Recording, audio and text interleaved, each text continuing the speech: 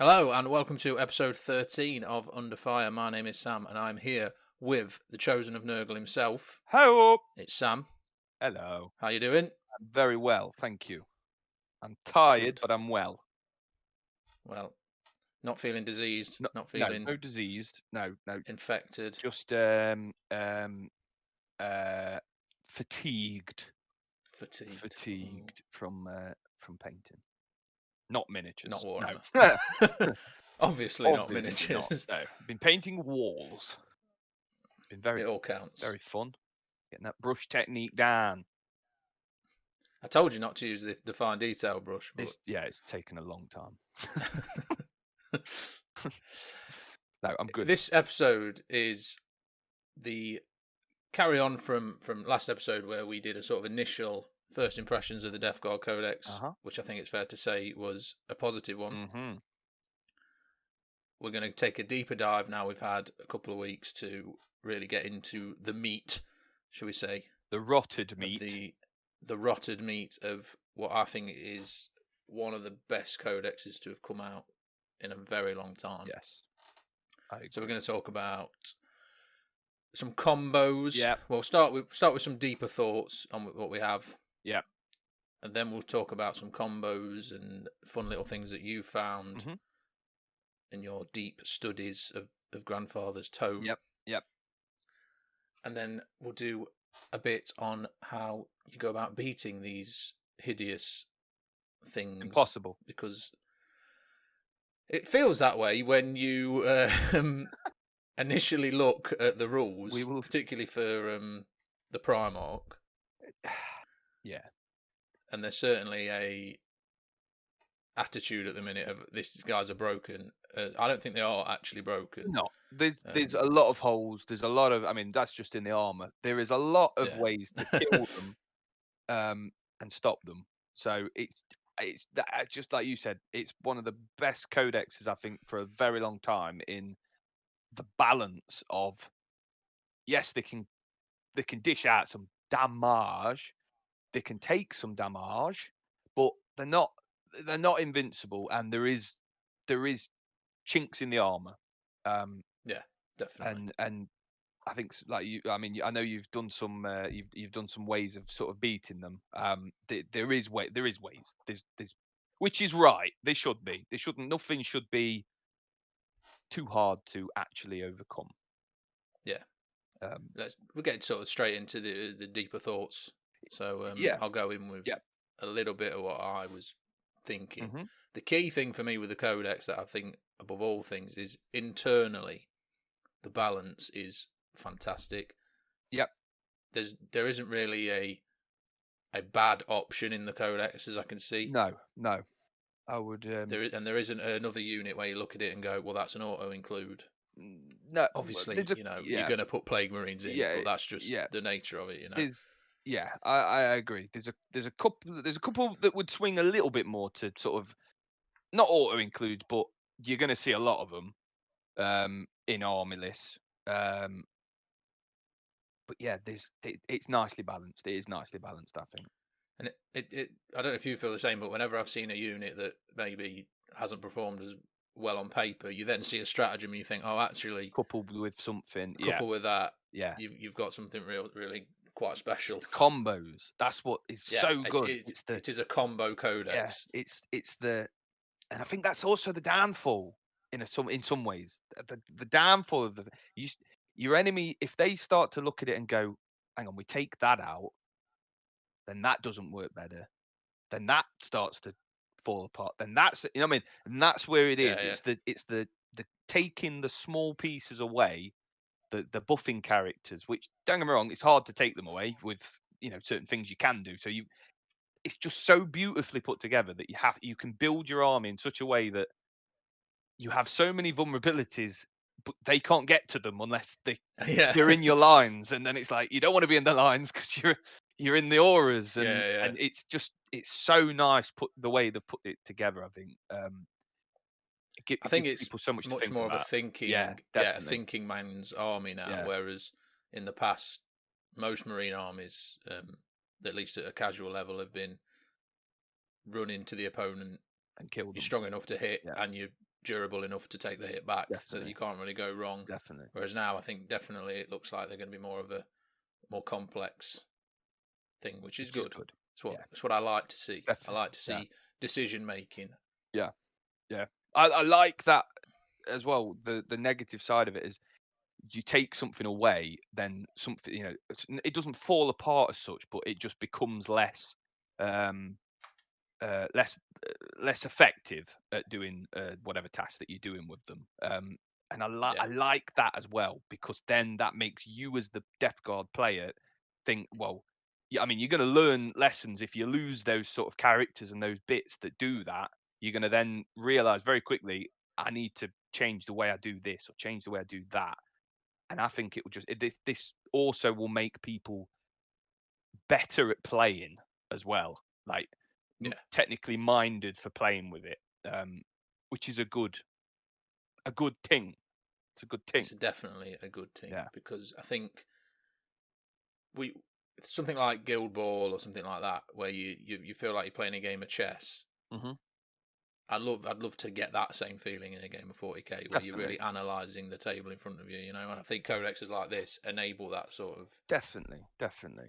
I mean, I know higher level sort of tournaments and things like that. It's all people think like that anyway, and it's that sort of stuff. But I think this really does add into that casual game. But even in a casual game, there's a lot you can think about and a lot you can learn from stuff, which is going to benefit me playing them, and people playing against stuff like that.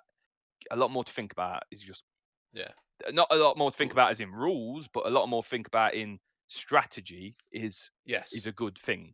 The rules are actually quite stripped back, which is nice. There's still a lot of rules, but it's all a lot more. The modifiers are not quite there and stuff like that. Do you know what I mean? It's a lot more stripped back to just being, that's the number you're after, that's what you need to get, end of. You know what I mean? There's not a lot of modifiers to dice rolls and stuff like that. So it's just cleaned it up and it's made more consistent. Yeah. In not having the 5 up. Discussing resilient. I as your opponent know exactly how much damage my weapon's going to do, rather than thinking, what if he rolls really well on his disgustingly, which for sure, makes you spend more time making decisions that are more fun to make. Definitely. I think so. Cannot praise the Codex any more than we have. I think. No, I think we're not getting sponsored by Papa Nurgle, but if he wants to, then by all means. If he wants to bless us, feel free. I'm ready. Yeah. The only interesting thing I was sort of thinking when I was sort of looking at the Codex, thinking about 9th edition on the whole, we're seeing a pretty considerable increase in the amount of damage armies can put out in general. Yes. Games which have already said that the Dark Eldar Codex is going to be a lot more killy than than it was. Yeah, which is I do think good. As more codexes get released, the extra survivability that the Death Guard have got at the minute will start to lower. Yes, and that was I was gonna mention that. Yeah, you got to think. I mean, everyone always, oh god, this codex is overpowered. But there's still a whole lot of codexes to come out. Yeah, and eventually, this codex will probably fall into the, in line with everybody. And like you say, if people are doing more damage, then the whole -1 damage, it balances it out, and it's like, well, maybe, it's gonna at some point, some army is gonna have the tools to comfortably, or it's not going to be like, Jesus Christ, Death Guard are, overpowered or anything like that. It's definitely going to sort of balance itself out. Yeah. And it's something you see every edition with that sort of codex creep. I think it will be very noticeable as a Death Guard player.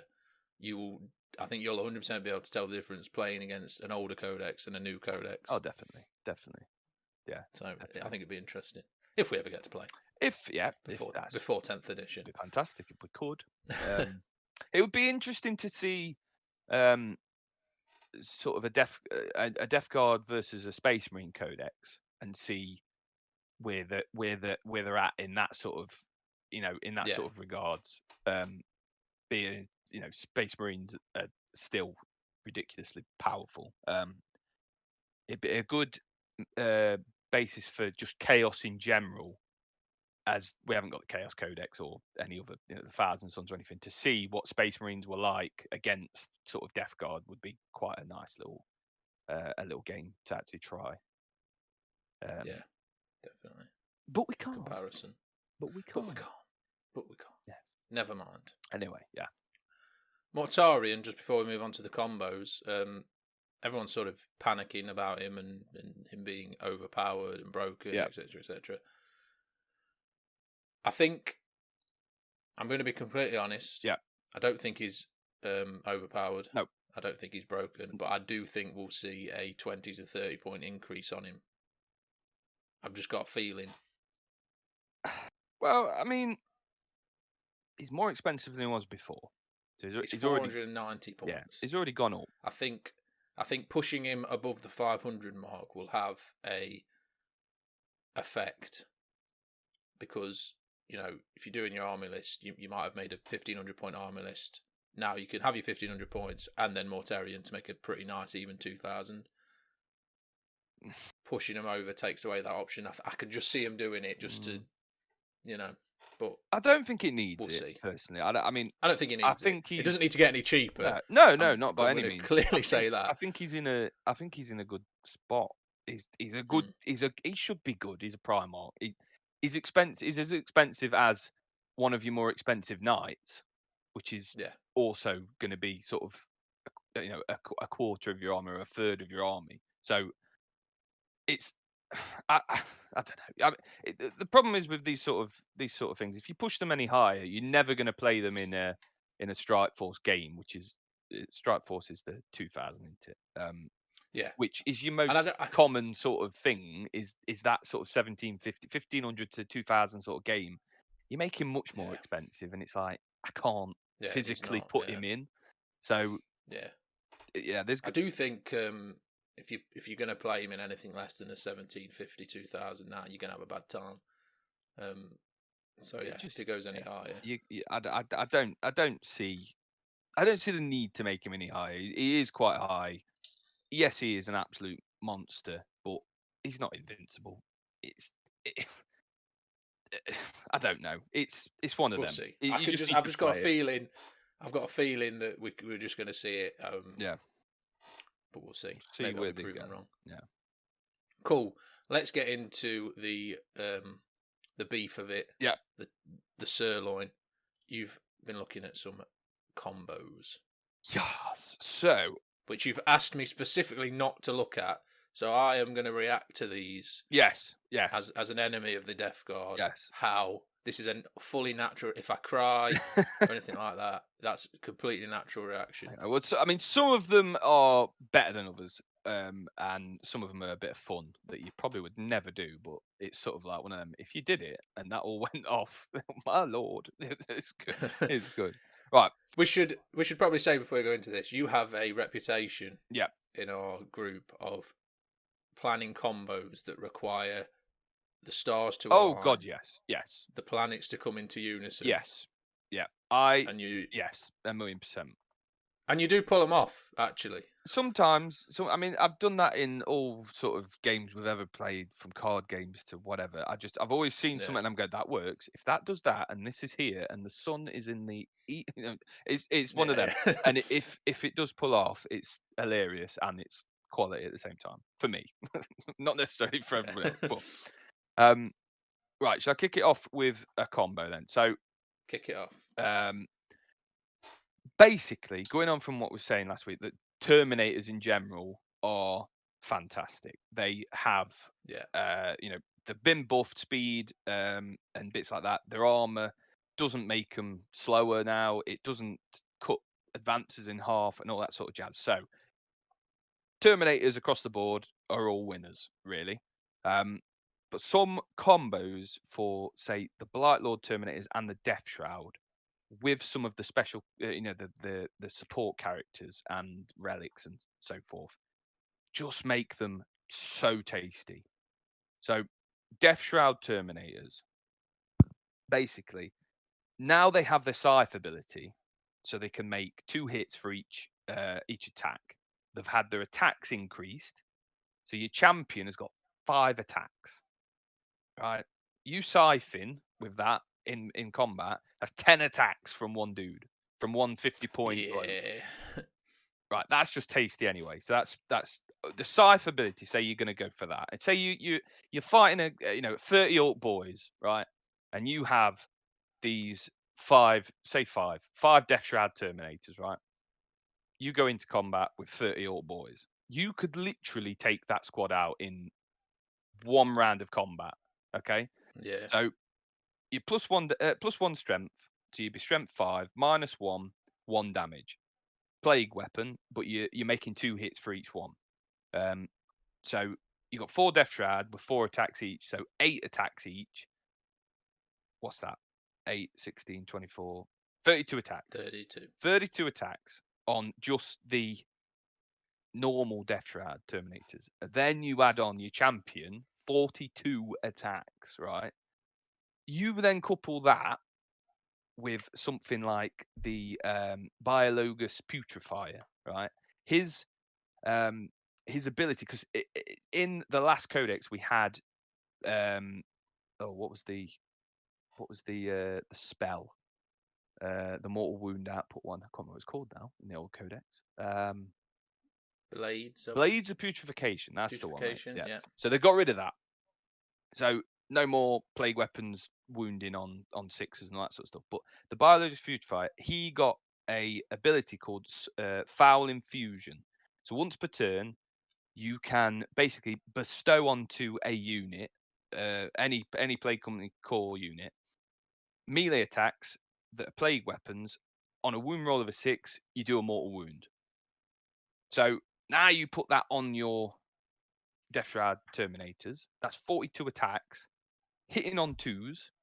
If you've got a Chaos Lord nearby that's got Arch Contaminator as well, that's hitting on 2s, re-rolling 1s, basically wounding most sort of, because you've got the -1 toughness as well. So you're gonna, any infantry, you're gonna be wounded on 2s pretty much. Re-rolling 1s because of Arch Contaminator. Any 6s is a mortal wound with 42 attacks from just 5 guys. Ooh. Yeah. I mean, that's a lot. Okay. That's a lot. There's not a lot of units going to survive that. No. It's such guaranteed damage. And then, I mean, you could take that a step further, and now we have the pathogens, right? So you could give your champion a deadly pathogen. And one of these deadly pathogens that I forgot to write down because I'm a clever human is which one is it? Virulent Fever. So each time an attack is made with a weapon, an unmodified wound roll of a 6 inflicts 1 mortal wound in addition. So you put that onto his scythe, your champion's now got 10 attacks. Any 6s to wound is 2 mortal wounds in addition to the 1 damage that you'd be putting through. Jesus. Do you feel me? I feel you. You feel me? That's a lot of damage. That's a lot of damage. Right? That's a lot of damage. But you could put that on the Blight Lord Terminators. I mean, they're still 3 attacks base, and the champion's 4 attacks. You're getting the same sort of. It's not as many attacks, but you have a big squad of Blight Lord Terminators. They're all with Bale swords, so it's -3 AP on that, and it's the same thing. They're plague weapons, so any 6s to wound is a mortal wound. So you can do that across both of those units, and the damage output you could do with that is crazy. Like, I don't know, unless you roll absolutely horrendously. I don't really know what infantry-based squad would survive that. And if you might be able to get a squad of Primaris if they use whatever that thing is, that stratagem they have to not be wounded on less than. That's true. Yeah, that's true. That's probably the only thing that could. I can't remember what it's called. Yeah, what's it called? Yeah, I know what you're saying. Something to do with Strong Space Marine Man. That's what it's called. That's the one. So, something. It is literally something. It's like along those lines. Yeah. That's the only thing, or like something equally big. I mean, even that. Say they do that. You say you get I don't know, 4 Marines out of a 10-man squad, say. You then use the stratagem break the spirits, and then it's subtract 4 from the leadership on top of that. The rest just run away. You can do some seriously tasty damage with that. I mean that for me is probably the strongest sort of combo for like an infantry based unit for this for the Codex. I mean you put 4 Death Shroud in a Land Raider with a Chaos Lord and the Biologist Putrefier. You fly them up the board, they come out. I mean Land Raider's tough to, you got to put a lot of firepower into them, give them some protection. They all jump out and it's good night. You know what I mean? What most things even going in and using the cleave, which is +3 strength, -3 2 damage. You're still a plague weapon, so you're still getting that mortal wound output from them, and it's more damage and it's more strength. So you can then start, going at tanks and even going at knights and stuff, because of the -1 toughness. They're still wounded on 4s on knights. Yeah, re-rolling. It has the feel of an old school Death Star unit. Yeah, when you just have that one unit that was just running around and just killing everything it came into contact with. I remember we used to play against Tom, and he had his knob bikers. Yes, yeah. That you just couldn't move, which were horrendous. Just remind me of that sort of thing where it's like, well, I'm going to avoid them because it's.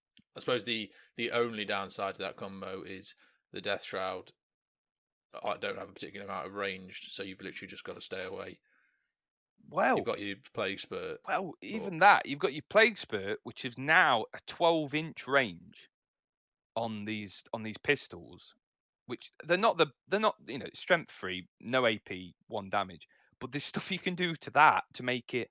I think you can add 6 inches to the range of that, so you got 18-inch range flames. And there's other combos. There's other stuff. There's a lot of stuff you could do with the Death Shroud and the Blight Lords. They're horrendous, really. as a unit to go against, I think they're going to give you a headache no matter what you do. And now they have 3 wounds. Yeah, which is just horrendous. It's horrendous. Yeah.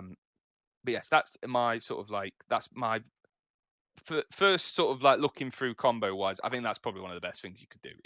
That's pretty strong as a unit. Just a unit on its own, it's a strong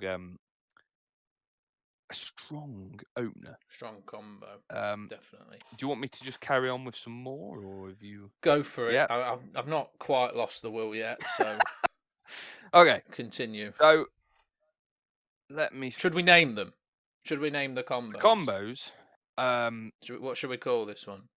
The Death Stinky Terminator. Oh, well, we're talking like a cool one, or just? I mean, you could call it what you want. I was thinking something like Death Shroud Doom Bomb. Death Shroud Doom Bomb. It is Stinky Death Shroud Doom Bomb. There you go. Cool. That's next. You'll see that in the meta, kids. That's where that is. Right. Next up, would you like to hear how, in one turn, a Malignant Plague Caster could cause 29 mortal wounds? No, I would not. Are you sure? How? Okay. Just before, how many layers does this combo have? It has to be considerable. Okay, this is 29 mortal wounds. In an ideal world, everything goes fully high. Yeah. We're talking. Yeah. Cool. Okay. So now you're never going to do this because you're using up the Warlord trait, you're using up a relic slot, and it's a couple of CP to sort of do it as well. So it's not a freebie. It's, unless you're just taking a Malignant Plaguecaster as your Warlord and you're not bothered, then happy days, or you can spend CP and have obviously extra Warlord traits, so it's completely up to you. But basically, so you can give them a Warlord trait, Foul Effluence, to start things off.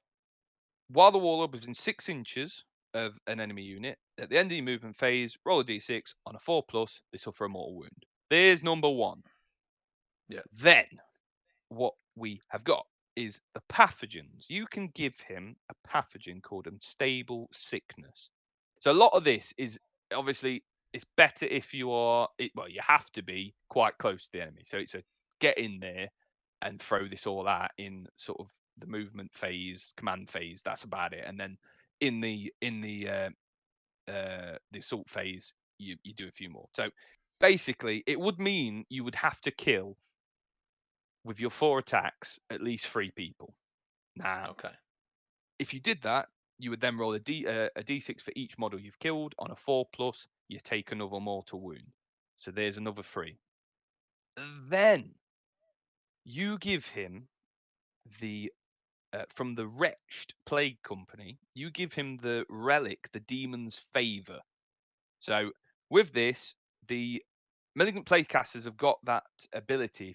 If you roll over a 7+ on your psychic test, the enemy takes a mortal wound anyway. But this changes that and makes it, if you roll higher than a 7+ on your psychic test, an enemy unit within 12 inches suffers D3 mortal wounds instead. So if you could roll over 7 on a smite, basically you have to get a super smite, you could do 6 mortal wounds. You also then do D3 mortal wounds on top of that. You then also, you could cast Curse of the Leper, which is basically you roll 7 dice. If you roll higher than that target's that unit's toughness, they suffer a mortal wound for each one. So you could get 7 mortal wounds out of that. If you've rolled over 7 for the test, that's another D3 mortal wounds. And then, just to round it all off, in the command phase, there is a stratagem. This can be used for any character as well, this stratagem, which I think is actually a very cool stratagem. So for 1 CP, in the command phase, you've got to be in combat. You've got to be engagement range of an enemy unit.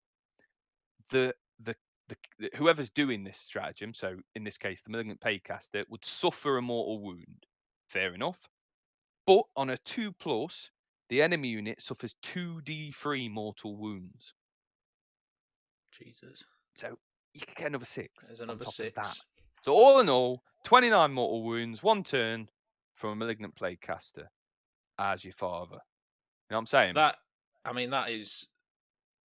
That would be amazing. I've got to admit, I'm pretty impressed that you've managed to piece all that. That has got layers. That is an onion. That is a large onion.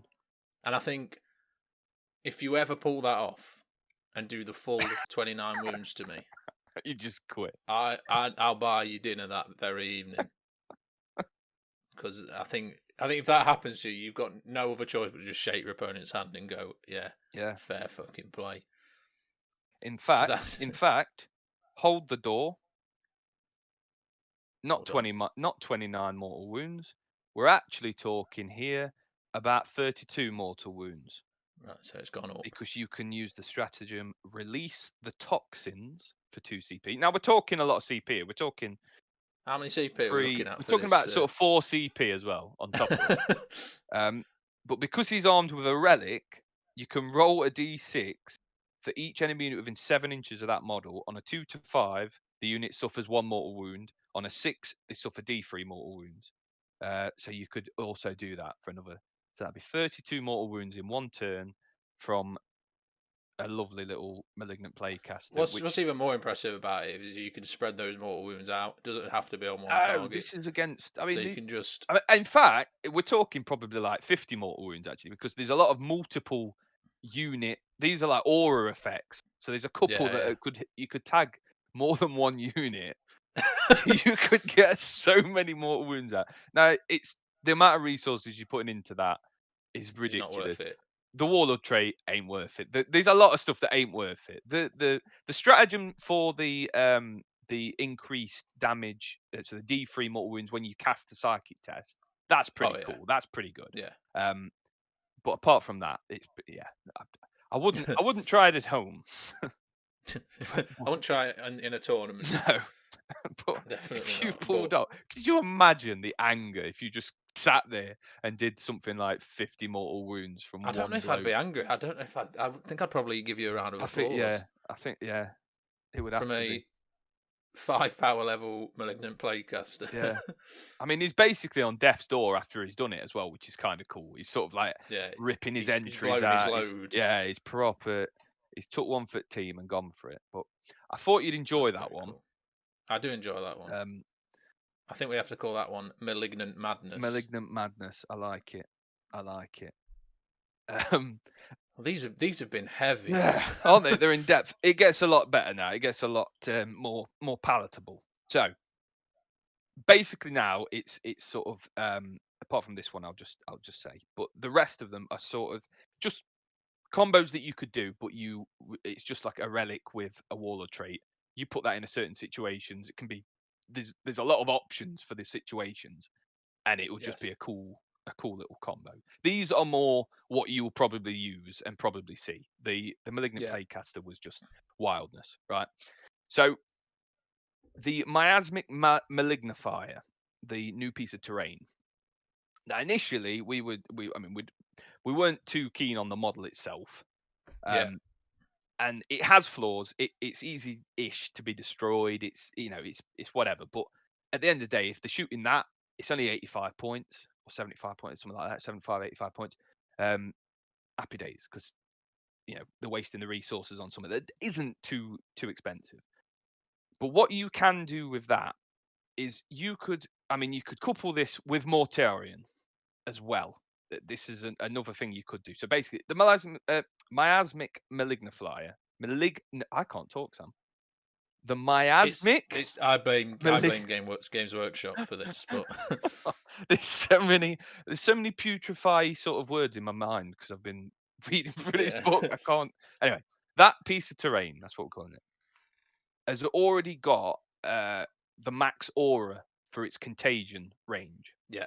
Okay. 12 inches. So 9 inches. 9 inches. 9 inches.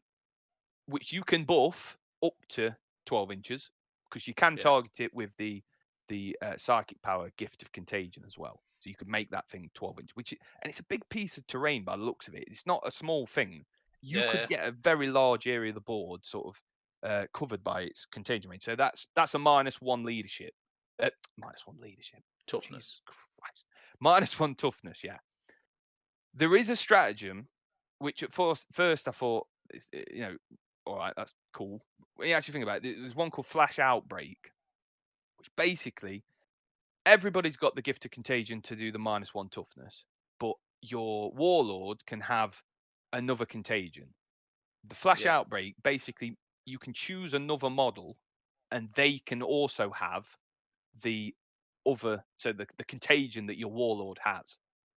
So this Miasmic thing in the middle, big area. Now you think about the droning from the ferrymen.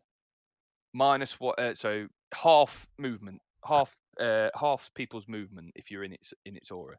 You put that onto the piece of terrain that's now in the middle of the board. If you're going against a horde army or a combat heavy, Tyranids or demons that haven't got a lot of shooting, and they basically want to get right up into the board, spread out, and take up the positions around it. They're now in this massive bubble of -1 at half their movement. That's just going to demolish. Yeah, that sort of especially considering you want to be trying to outrun these guys. Well, just in general, for any army that wants to push out first turn or the early game, the early 2 rounds of the game wants to push out and really try and take board control. Unless you get rid of that thing, you've got this absolute sort of bubble of just, I can't get past this without, it's so slow, which then adds all of your, whatever you bring. If you bring whatever tanks and stuff like that, you've got them sat right at the back. They're just firing for days at these people because they can't physically push through and get to you. Which you can put, say they destroy that. That's fair enough. You send up some blight drones or something like that. Do the same thing to that on. Give that the stratagem, giving it this aura. You can just these little pockets that you could fill with this, absolutely slowing everybody down. would just absolutely wreck certain armies that are trying to get that board presence and push out. So that combo, I mean, you combo that and have, say, you put that on the left flank as opposed to putting it in the middle. You then put Mortarion on the right flank and push him straight up. Mortarion's also got this aura at max range. You've got two halves of the board. You're basically filling the board it's covering a with pretty anything. large area. And it hasn't got to be the droning as the Warlord trait. You could choose this what's it called? Smorgasbord of choices. There's Ferric Blight, which is adding an extra minus AP to anyone that targets the unit in the contagion range, which affects any weapon, not just plague weapons. So you could be sat at the back with 3 predators with las cannons, just laying down fights. -4 now on any 3 up armor tanks. Just don't have a save anymore. It's just goodbye. You just D6 damage for days, or anything like that. It's really strong. It's really strong. That actually scares me more than the other two, because this is quite realistic in its that's its expectations as well. It's very, I mean, it's literally you just putting the piece of terrain down. It's just one stratagem, and then hey ho, you've got this giant aura of whichever contagion that you're taking,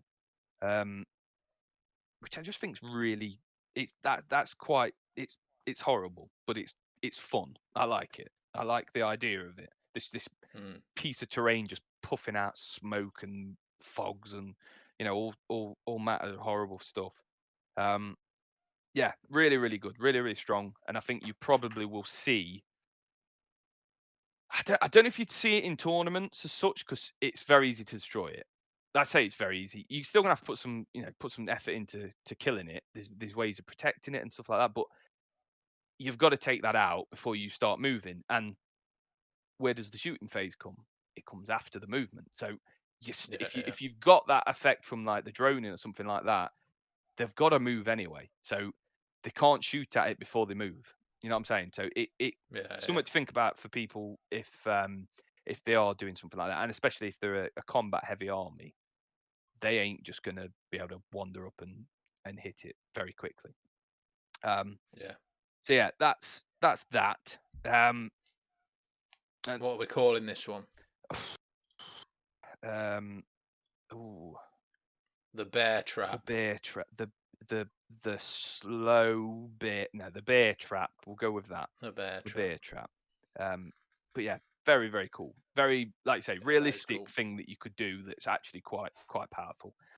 Okay, and then basically there's just a couple of little things I'll go over. So a few things. The living plague warlord trait, which is what we were just discussing before we came onto the podcast. Before we went live. Yeah, which is basically switching off aura abilities for units that are being sort of in contagion range. So you're stopping them being affected by auras. Yes. Yeah. So it's only a 3-inch aura, but you couple that with the, I don't know how you pronounce this relic, but the Fugris. I'm not sure how you pronounce it. Fugaris Helm. Fugaris, that's it. I missed a letter out when I wrote it down. Fugaris Helm. So you add 3 to the range of the aura ability, not to be mistaken with contagions, which are technically not aura abilities. Different things, yes. So now you've got a 6-inch aura of shutting down rerolls of any sort of kind, aura abilities of any sort of kind for units, which in a world where you've got, for Space Marines, you've got chapter masters giving a unit full rerolls or whatever, or you've got Gilliman if you're against Ultramarines just giving out rerolls for days across the board. Nah, not anymore. If you get in contagion range, which again, actually, is that no, it's an aura. Sorry, I was going to say you could do that on the thing in the middle, but that's not actually it's not contagion. No. I just said that it's an aura, right? So yeah, that, I mean, you whack that on a supporting character or something like that, and it's going to be following. It's going to be following sort of your Death Shroud, or you put that on the what's he called? The Plague Surgeon. Yeah. And then you keep him up behind your Blight Lords or your Death Shroud or something. He's healing them. He's giving them a 6-up feel no pain. He's also, now you're in combat, he's shutting down the damage output that can come against your core unit. So your Death Shroud or your Blight Lords, protecting them even more and whatnot. It's probably best to put it with him because it actually increases the range of all of his auras. So you're also getting the benefit for the 6-up feel no pain, because that's also a 3-inch aura. So that's now a 6-inch aura. And I believe it will actually increase the range of his heal. You can heal one friendly unit. Yes, so you would gain an extra 3 inches on his heal. So he could heal someone at 6 inches as well, which is quite good. Yeah.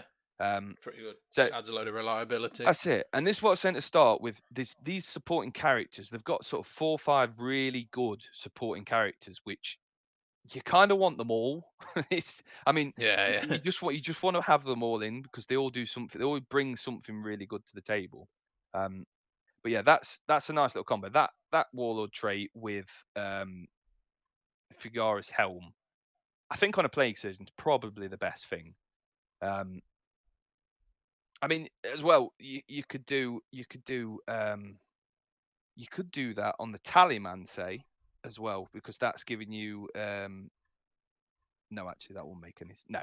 Take that back, off record. No, just put it on the Plague Surgeon, go home. End of. Best thing to do. Right. So the next sort of thing I was thinking was I spoke about it before, Ferric Blight, which is one of the Warlord traits from the 7 plague companies. Ferric Blight. All right. -1 AP, an extra -1 AP. Sorry, if you're in contagion range. Like I said before, you put that on everybody. Then that's not just plague weapons. That's any weapon that's hitting that unit. Long range units firing in is happy for days. You know what I mean? You whack that on a demon prince, say, and you fly up the board with some plague drones for protection or whatever. You're just going to cause so much extra aggro. Yeah. Everything that makes bolters. You imagine then bolters are Primaris bolters. You're getting a -1 for a bolter shot. Plague knives, which are now AP1, you get into combat as AP2 plague knives. Yeah, that's pretty tasty. It's a lot that you can add with that. It's pretty strong. It might not sound a lot when you think, all right, but just net 1 extra AP, but you put that on, bolters are then just -1. It's better. It's a lot better. Yes. Yeah, and I mean you couple that then with the gift of plagues, so it's the aura's even bigger. You're getting more, you can get more things, more people in. You can also couple that with that stratagem again to spread the contagion across the other side of the battlefield. Yeah, you're getting that in such a big area. It's pretty cool. Very, I like that. very, very cool. Especially considering you're probably gonna have a lot of sort of bolter plague marines, so just taking the AP up on the standard bolters takes it to another level. Yeah. I mean, you do that and you have a full 10-man squad of Blightlord Terminators with combi bolters that are constantly shooting at 4 shots. Now they're -1. Happy days. You know what I mean? It's pretty strong stuff.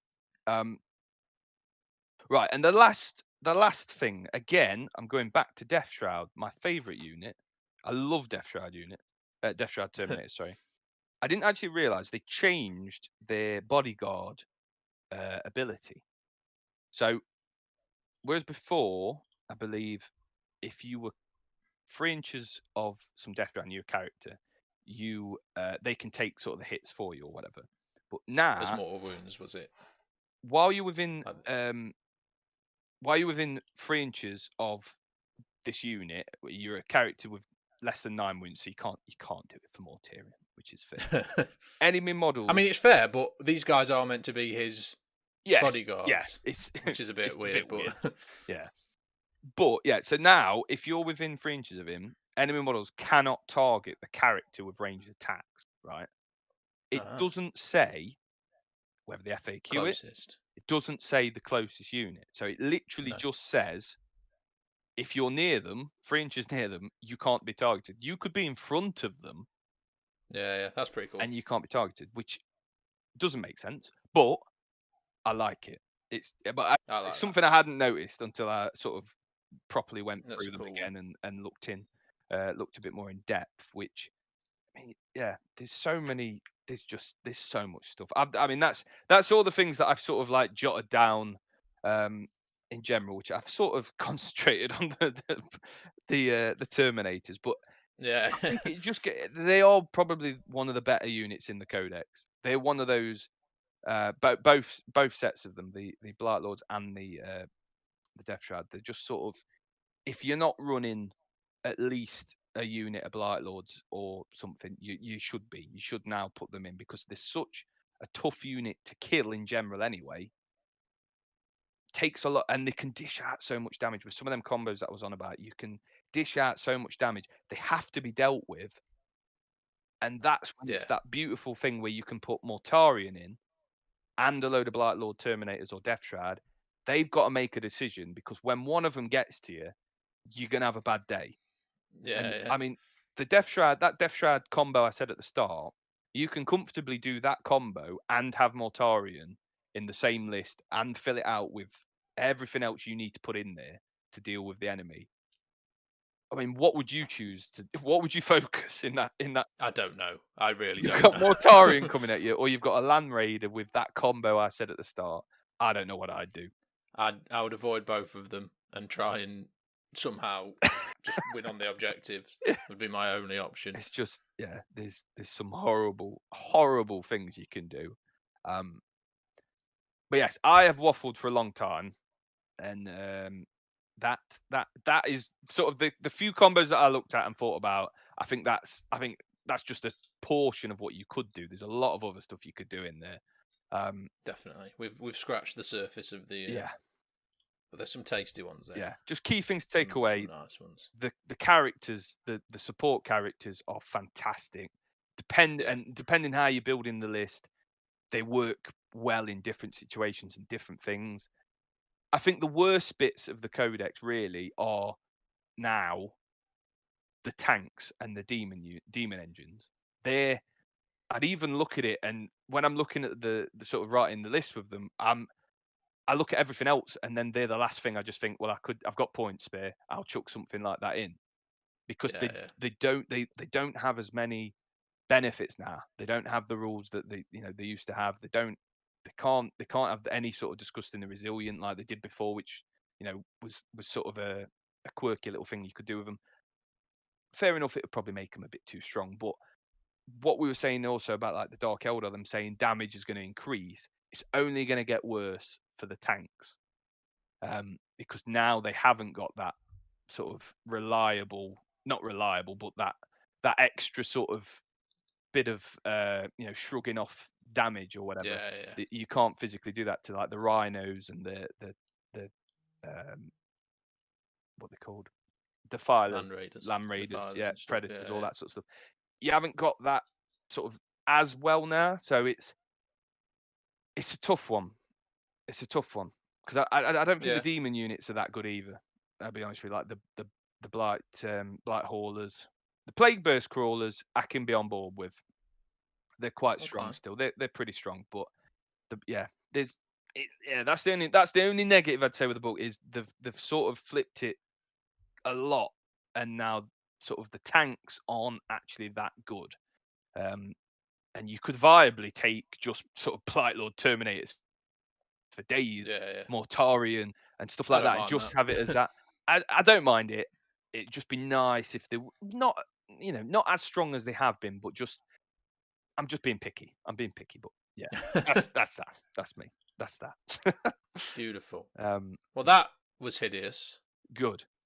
So I think we should balance it with some fighting against the Death Guard. I like it. Type of thing. So I've spent a little bit of time. I've not gone majorly deep because a lot of the armies at the minute we're waiting on new codexes, so it's it's neither here nor there. However, I did have a moment of hope lit within my soul. Okay. So I sort of sit there and thinking, okay, so what do you want realistically, if you're going up against the Death Guard, ideally you want some mass damage 1 weaponry. Yeah. Potentially with a nice high AP on it. But, you don't want to be shooting your damage 2, damage D3. Damage D3 weapons, in particular, are very poor now. It's very, against Death Guard because very swinging. You're paying for a D3, but realistically, you're only ever getting 1. Yeah. You might get 2 damage if you roll a 5 or 6, but, it's definitely lowered your D3 a lot. Definitely. Okay, so what do I have? What would work for that? 1,000 Suns. 1,000 Suns with loads of Inferno Bolters. Yeah. Damage 1. Got the -2 AP. Yeah. To burn through the armor. Yeah. Fair enough. The wounds aren't quite there. They are only strength 4, but at the minute we've still got veterans of the Long War, so I can take that down to 4s. Yeah. So I think actually 1,000 Suns are in a pretty good place actually for coming up against the Death Guard. Yeah. If you build into it. Then the other side of it, I was like, what else would work? Okay, they're high toughness. You want poison weapons. Drakari, which happens to be my other army. Yeah, definitely. Mass splinter fire, shredders, loads of splinter rifle, splinter cannons, I think could particularly be tough for the Death Guard to get through. Definitely. Because you're looking at, you've got stratagems with the Dark Eldar for, extra damage, toxin crafters, I think, extra damage and stuff on 6s and stuff. Yeah. If you roll in enough dice, you can easily start burning through those Plague Marines. And you've got mass fire to deal with, if he's brought a load of Poxwalkers, fine. Definitely. I'll just burn them down. So I sort of sat there thinking, well, that's worked out nicely for me. Which made me feel a little bit of hope. As well with the Dark Eldar and stuff like that, you've got the movement to outrun them, play the secondaries, get the objectives, Definitely. So that gave me a bit of hope, bit of a flutter of hope in my soul. Yeah. The key sort of general points are be very careful with your damage 2, D3 damage weapons. And I think it's going to be very much about target priority. Oh, God, yeah. You don't want to be throwing damage 2 weapons mindlessly into Plague Marines. No. With no hope of doing any damage, Because if you are, then I've already won. Exactly. And you're playing Death Guard's game. Yeah. I think that the key thing is to not play their game. Don't just... Death Guard want you to come up against them like a wave on a beach hitting the wall and just crash off and die. You need to not do that. When you can sense the opponent is panicking. Yeah. It's like, all I've got left is these 2, my heavy bolters. It's like, well, they're not, they're old heavy bolters, aren't they? They're not actually heavy bolters anymore. They're the old profile, really. That's when you're in a good spot. Yeah. I like that. You're right with the Dark Eldar. That is the one that I was thinking about. Sort of Eldari, actually, in general, have got a lot of tanks and a lot of like your Venoms and stuff like that. You can have a lot of shots, albeit there's no real AP damage, sort of like anything like that. And it's all just damage 1, but it's the weight of fire that you can put out and that consistent force to wound. That's the key. That's what's going to really hurt. Not so much against the Death Shroud and the Terminators, because then to up save, you're a bit more better off. It's the Plague Marines. You can roll ones. Oh no, I'm not saying it like that. But you've got 3 wounds to chew through as well. That's what you've got. The Plague Marines. That's where it's you take the AP off them. They've got no invuln. That's when they start to struggle. You could just You've got nothing else to actually see. You think you hit them with a AP 4 weapon, AP 3 weapon. They're basically dead. You know what I mean? Yeah. Definitely. Yeah. Definitely. One model that really spoke out to me that would be very useful, and the good thing about this is a lot of armies can take it, is the Leviathan Dread with the Grav Flux Bombard. Okay. Yeah. So it's the key thing of it is it normally does D3 damage. Yeah. Which we don't like. However, if you shoot in a unit that's got a save of 3 or better, it becomes straight damage 3. Yes. and that's a lot of shots you can get out of that Leviathan. Yes, I agree. Well, I think that's going to be. I'm glad I have one. Grav weaponry, which Marines in general, have in general. That's pretty. That's a killer. Because damage 3 weaponry is difficult to come by. D3 damage is out there. Damage 3 is normally rarer. So to have that, that's when it's reliable from the dread is going to be good. But then, and it is also it's strength 8. It's 2d3 shots. But then, go on. Really,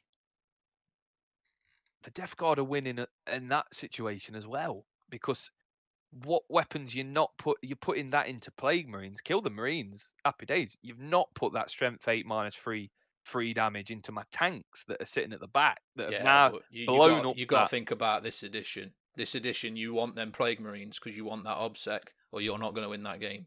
You can have as many tanks, you can have more Terran running around, but if you've not got them Plague Marines on the board, especially against Dark Eldar and Harlequins, you're not going to win that game. You'll kill a lot. I get what you're saying. I get what you're saying. But in the sort of the way the Death Guard go is that slow. By the point you've racked up some points in that first turn. Say you want to move out, and we're then in the lines.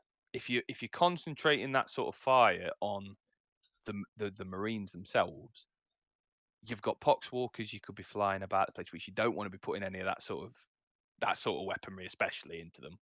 Yeah. But there's that many sort of things to combat them. You've got to really make. That's what I like about it. You've got to really make those choices of the target priority, like you say. It's so important which bits you're going to actually, the weapons that you're going to choose to fire at things. It's just. It makes it so difficult, and that's what I like about it. Yeah, there's a lot of decision making to be done. Yeah, I do think that outmaneuvering is going to be key. It's going to be I think this is true for Eldari in general, but you need to be winning on the secondary objectives. Yeah, you need to be picking secondaries that you can get, and every single turn maxing out if you can. Yeah, and then hopefully that, coupled with the fact that you've took out a lot of the OBSEC, you can grab a few primaries towards the end of the game where you've got, units you can just shoot on. Particularly with the FAQ change, I do think against Death Guard I'd be looking to go second. So you can score in the so I can score on the last moment of the last turn, because it's you score at the end of your turn. I've got that last turn to just fly my venoms, fly whatever onto those objectives. That is a big. And then obviously the other side of it is, because you're going first, you don't have a great deal of super range, so deploy quite reserved, let you have the first turn coming towards me, and then I'm better suited to, I know where you are and I can just maneuver as needed. Yeah, no, true. Yeah. There's this thing I'm sort of thinking. Yeah, I know what you're saying. This thing's going. I've put a note about Mortarion, and I've literally put avoid wasting shots into him. I would agree. Basically, I would agree. It's one of them. I do think most armies have some way of dealing with him. Yeah. If they're built to deal with him or similar things to him. Yeah. You could burn him. Thousand Suns, burn him down with psychic powers as much as you can, because Yeah. Yes, he's got revoltingly resilient, but you can get enough on him. Happy days, you can ignore the rest of his ultra survivable stuff. Yeah. Necrons have got the Nightbringer Catan, which will tear him apart, because I think it ignores everything.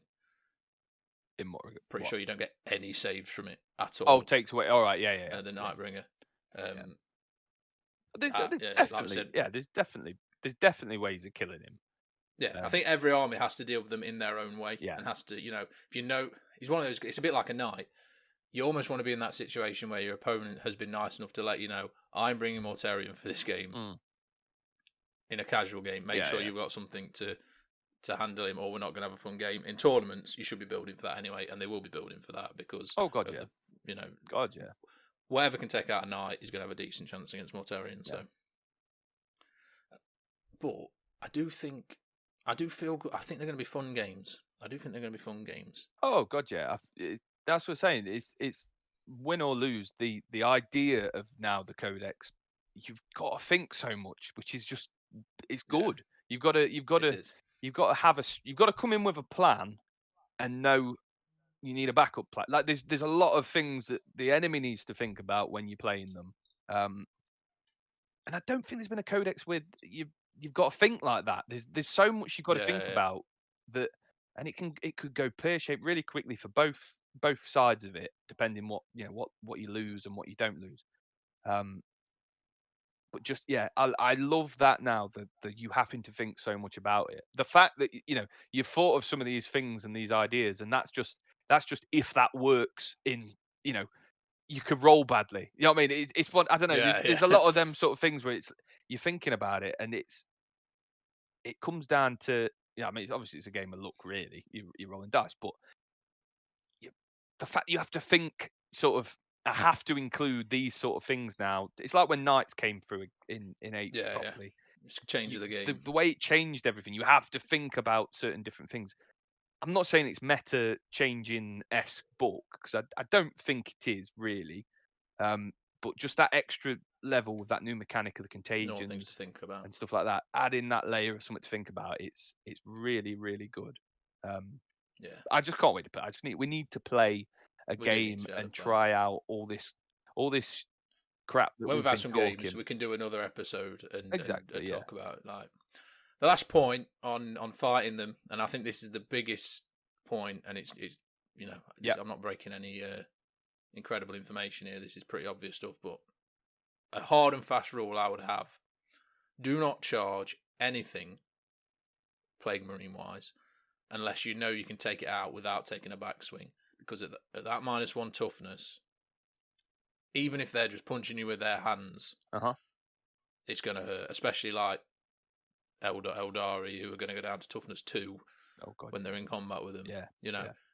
You want to pick your moment, right? I've weakened that Plague Marine squad down to the point now where I can charge in, take it out, done. Get out of there. You don't want to be in a prolonged... You just don't want to be in contagion range for any longer than you have to be in contagion range. That's why the Harlequins in particular having the ability to just fall back out of combat and just act normally is going to be anything that can do that. Get the hell out of there if you get trapped. Yeah, definitely. Because you'll probably find is you'll charge in, you'll take a unit out in the Death Guard turn. They will then charge you with something. So if you can survive that and get out, maybe even just to recharge in, Yeah.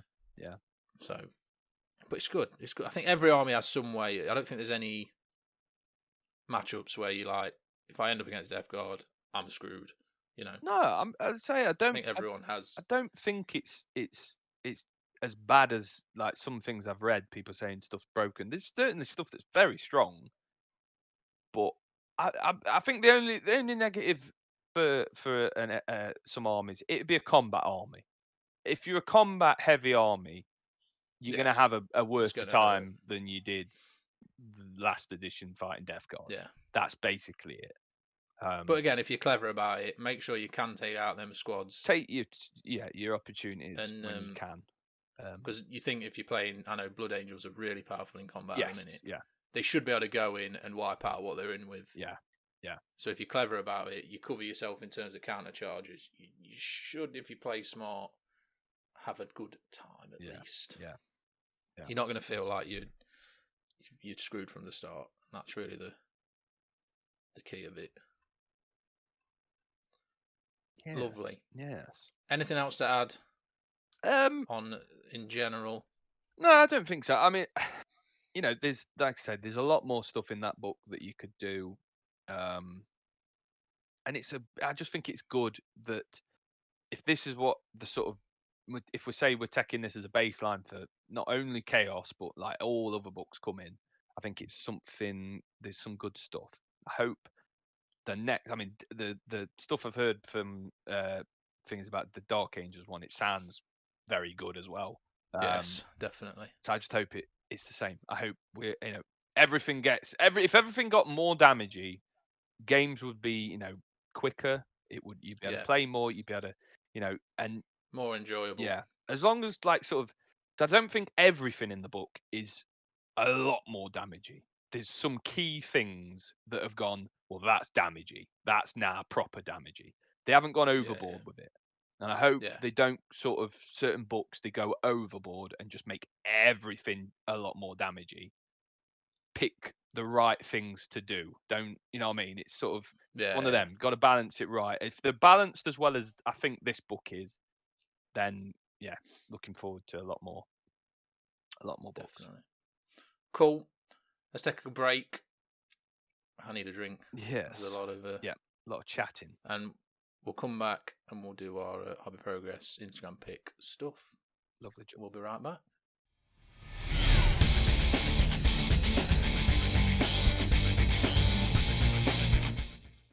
Okay, we are back and we're going to be doing some Hobby Progress painting, modelling things. I'm going to go out on a limb. Say you've not done much. Well, you would be incorrect. Oh, okay. I apologise. Yeah, I think you should back off. Really, I thought you were working on the garage. I apologise. There's been much that's happened. So okay, I'll let you go first then. I'll let you go. I have started. At the start of the week, I mentioned to you about changing the way I paint my Death Guard. Yes. So I thought about it long and hard, and I was going to strip them. And I thought, you know what? Before I make such a rash, crazy cat decision, what I'm going to do is do a test model and see what I think. I'm going to paint one. I mean, the fact you were considering stripping them before you'd worked out how you were going to paint them is concerning to me. Well, no, I knew how I was going to paint them. But you've not done a test model. I've not done one that I thought I'll give it a go.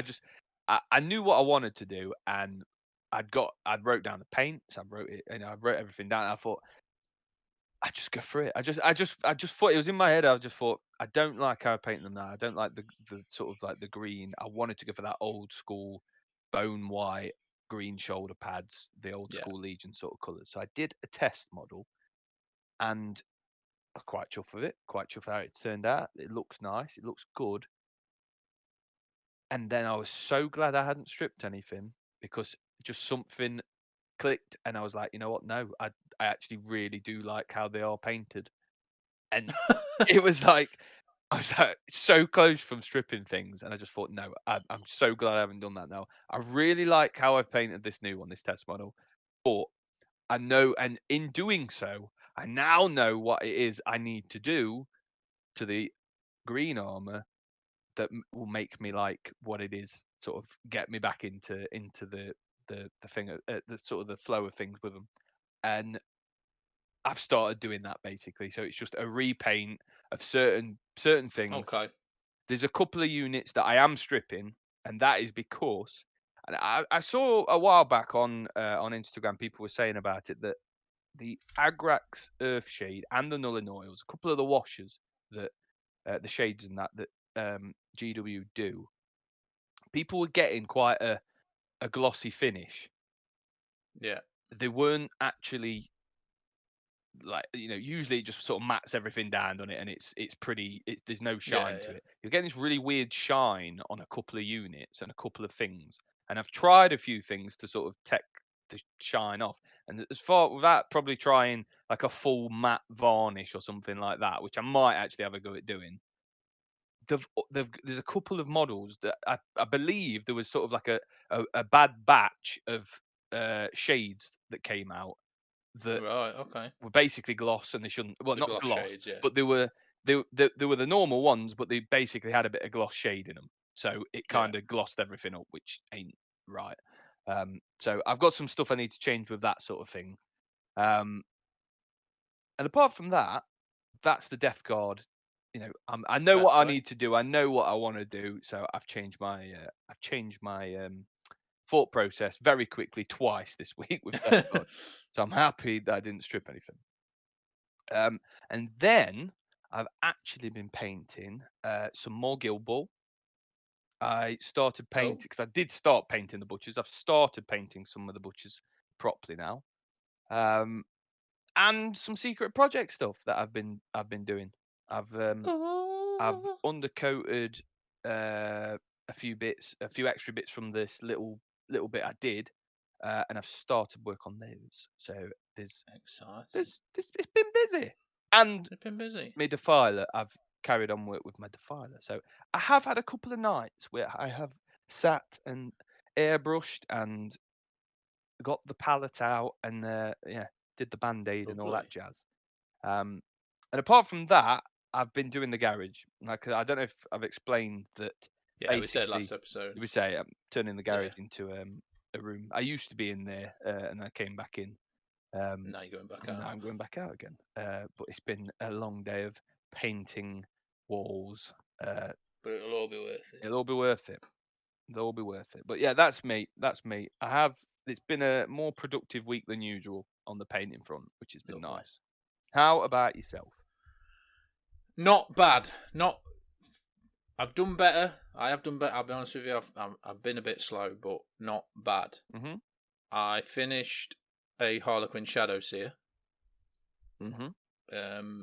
Which has been on my desk in various levels of painting for a very long time. Yeah. It was very nice. Thank you. It was a nightmare. I'm going to be completely honest with you. It's probably the hardest model I've painted. Yeah. I probably should have done it in more sub-assemblies. Fair enough. But just getting all those different colours to try and balance and not look silly was difficult. Yeah. But it's done. And I'm semi-happy with it.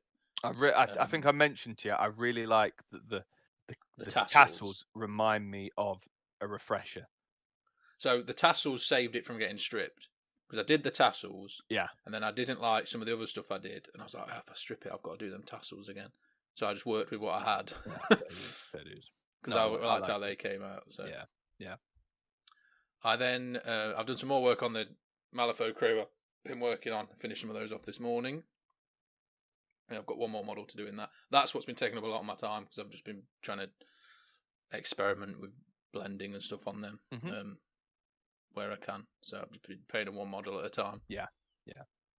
And then I've built another Harlequin troop, ready to be worked on after I finish what I'm doing. And I also converted a troop master. Oh yeah. To use as a great Harlequin. So Harlequins have the stratagem to turn a troop master into a great Harlequin. Yeah. So I wanted one that looked slightly great compared to the original. So I've mixed the parts of a spare. I had another Death Jester. Yeah. So I took some bits off him, mixed it with some of the troops master stuff to make one. I'm going to send you a picture of him later because I'm not convinced about his pose. Okay. He looks a little bit like if he's shot and he's falling back over the ruin rather than leaping off it like a badass. Well, I mean, if you're playing against me, that's the way it will end anyway. Well, that's what I thought. I'll send you. Yeah. I bought some stuff. Purchase. I bought some more Harlequins. Oh my lord! You've committed to this Harlequin. I've got my 1,000-point Harlequin list written. I see. And now I only need one more box of troop to finish it. So I'm just getting it done now.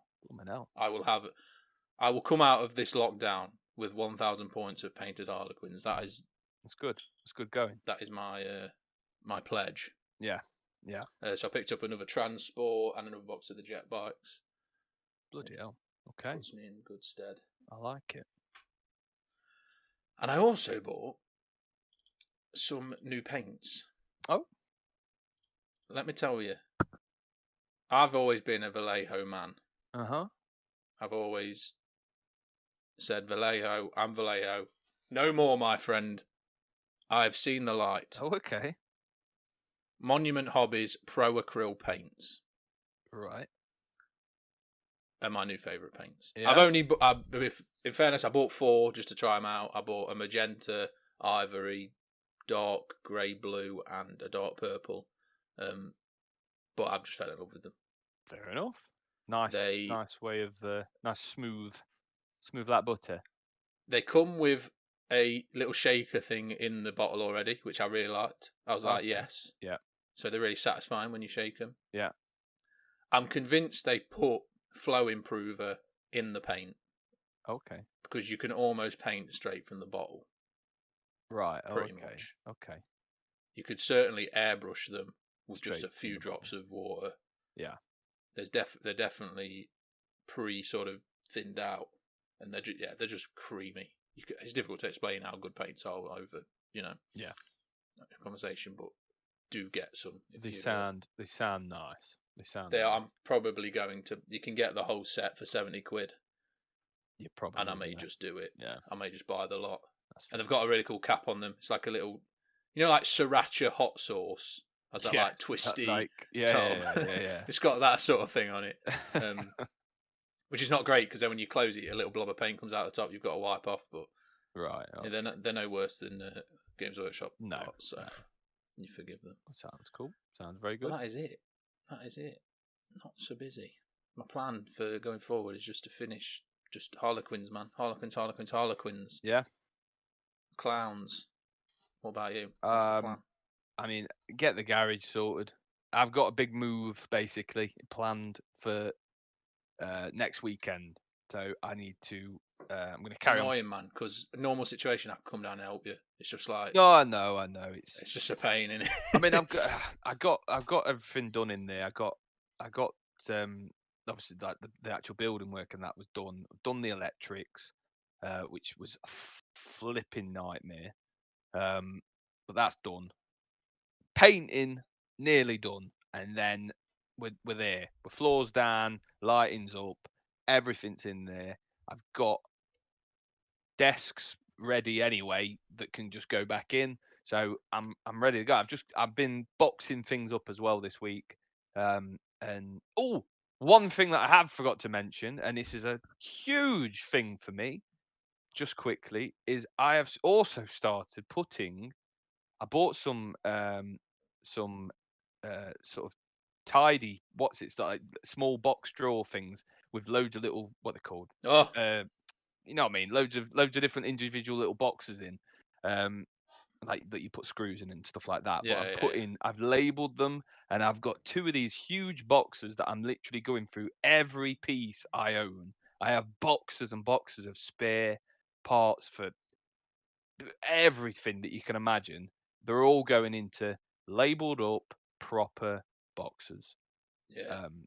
And it's quite creamy. It changed my life when I bought the organizer and I started organising my bits rather than putting them in one box. Yeah. It's just It's and for you, the man who has more bits. Oh yeah. Than any man. I spent about 4 hours on and off through the week, and I probably cleared like two boxes. And when I say boxes, like a box like a Space Marine Rhino would come in, not full of bits, but 2 of those. It took me literally 4 hours, and I'm talking I've put them in heads, bodies, legs, a lot. Yeah. It's proper. It's very, very orgasmic to look at, I'll be honest with you. So I will put pictures up when I've done it. Because for anyone that's got mild sense of OCD or anything like that, it's beautiful. It's good. Very good. Exciting. But yes, that's sorry to interrupt. That is me. That's all my bits done. And that's what you'll be working on. Yes. Continuing with that. Yeah. Cool. Let's do the Instagram pics of this week. The pick of the week. I mean, this is the first week you have sent me a thing. Yeah. Oh yes. Yeah, I sent you a bit of that I've chosen to be, because I couldn't there's no way I was not picking this model. Yes. Let me and I'm going to go first if you don't mind. That's absolutely fine. Let me just make sure I've got it. The name right. Bear with. Just do some filler material for a minute. I believe in angels. Oh no. Sam, help. No. I can't feel. Right, so it's hobby. Spelled HOBBY. Yeah. Crusader, but Crusader spelled with an IA, so CRUSAIDER. So spelled incorrectly. Presumably on purpose. Okay. We all know that I've got I've got a full Harlequin erection at this point in time. Yeah. And this account firmly fits into that particular fetish that I have. Definitely. But the specific post is the converted Eldari Wraith Knight to fit in with the Harlequin force. This thing is magnificent. And it's not even like he's just took a Wraith Knight and painted it up as in the Harlequin style. He's put the mask on it. Yeah, it's converted and added diamonds to the swords and stuff, and it's just it is a masterpiece. Yeah, it is. The little loincloth dropping down. That's what I've got to say. since that has been posted, he's posted more stuff of his Harlequins, and they're all beautiful. To be fair, yeah, really nice. It's a really nice scheme, yeah. So check that out. He's basically done a load of different Eldari to Harlequin conversion stuff as well, like some jet bikes and stuff. Mm-hmm. I won't go too deep into it because we normally just talk about one post, but he's got some jet bikes that are sort of upright, like the droids ride in Star Wars. Yeah. Is the only way I can describe them, with a huge Harlequin face on that just look awesome. That he runs as Wind Riders. Yeah, it's just a beautiful account. That's all I can say. And he really, go on, sorry. He really should have more followers than he's got because he is just amazing. Yeah, definitely. Beautiful. So check him out as Hobby Crusader with AI. Lovely.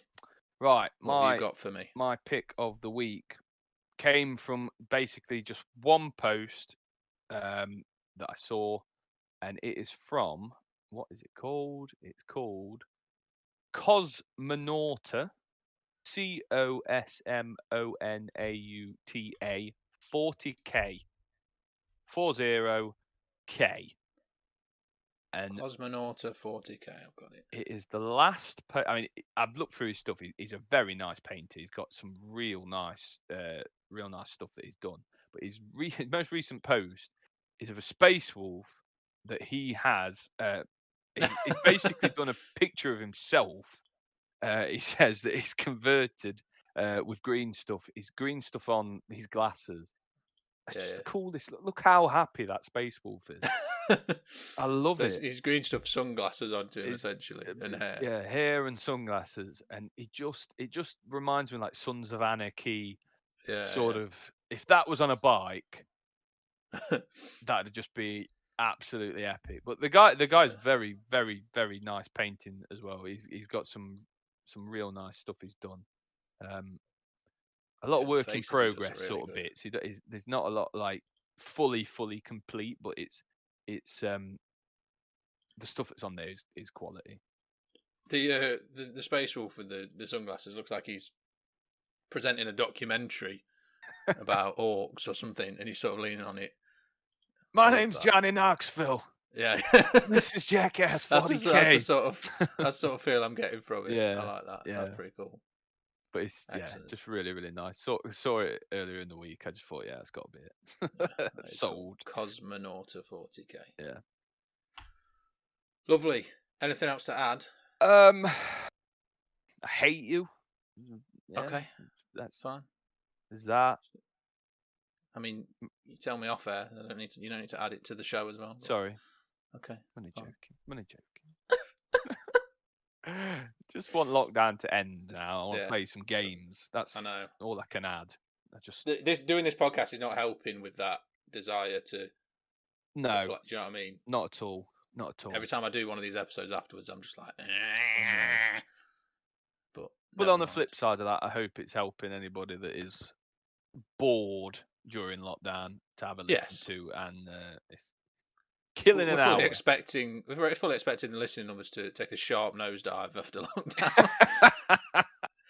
Yeah, to be fair, we might just give up anyway. Yeah, then we're just talking to ourselves. Yeah. Cool. So if you enjoyed the video, like it, subscribe, leave a comment, tell us what you think about Death Guard. Tell us what you think about Sam's incredible combinations. And tell me if that Malignant Plaguecaster is going to be meta changing. If you can provide video footage of you for doing the full Malignant Plaguecaster combo at full mortal wounds, we'll send you a gift. Yeah. I'm going to say that. Yeah. Video, and I want to see the rolls. Magnus, can I do like 10 mortal wounds? Yeah, he's not had his Codex yet. Can I do about 10? He's not had his Codex yet. Bog standard blow. Yeah. Absolutely. He's outdoing beautiful. The god. Love it. Eldradu. So see if you could pull that one off. So leave a comment what you think about Sam's incredible combos, and if we've missed any other ridiculous multi-wound things. We will be back in 2 weeks' time. I was hoping we would have a Dark Eldar Codex by then. I don't think we will. No. I think it's going to be a little bit longer, so I don't know what next episode will be. but we will cover the Dark Eldar Codex as it drops. Dark Eldar? I mean Dark Angels? No, Dark Eldar. Oh, I thought you meant. Sorry, I thought you said we were going to cover the Dark Angels next week. No. I see. The Dark. I just need to be quiet. I need to be quiet. You're trying to make me look stupid. And it's backfired. You've perils on that particular roll. Reroll. No, because I know that we know Dark Eldar is going to be the next one. Yeah.